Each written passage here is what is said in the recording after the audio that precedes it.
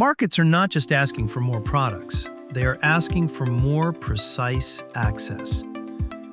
Look at what is happening in exchange-traded markets. By the end of October 2025, global ETF assets reached around $19.25 trillion, with year-to-date inflows of about $1.82 trillion.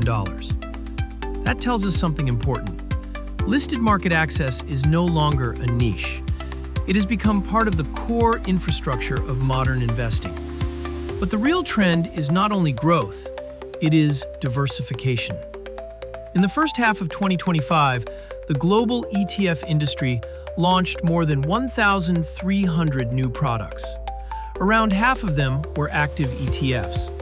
This shows that investors are not only looking for broad passive exposure anymore, they are also looking for active, thematic, income-oriented, and more specific strategies.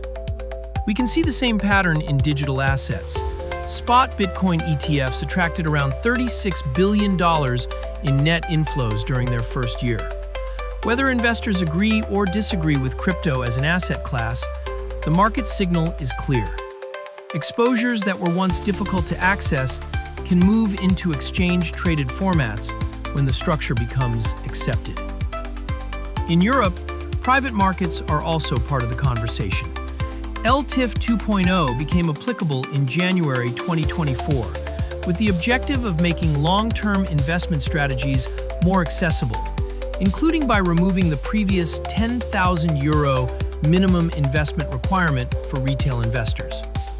At the same time, recent redemption pressure in some private credit vehicles has reminded the market of a key point. Access and liquidity are not the same thing. So the question is changing. It is no longer only, what asset do I want exposure to?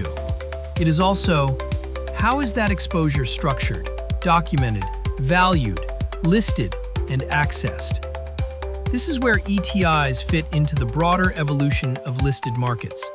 ETIs are not a replacement for ETFs. They are another structure for defined strategies that may require an ISIN, documentation, a listing framework, and access through brokers, banks, or market infrastructure. For promoters, the question is not only whether the strategy works, the question is whether the strategy can be structured, documented, valued, listed, and administered. For investors, the important point is equally clear. Access does not mean protection. Every listed instrument must be reviewed through its own documentation, underlying exposure, liquidity profile, market conditions, and risk factors. In short, the market is moving from broad exposure to structured access. The future of listed markets is not only about what investors can access, it is about how that access is built.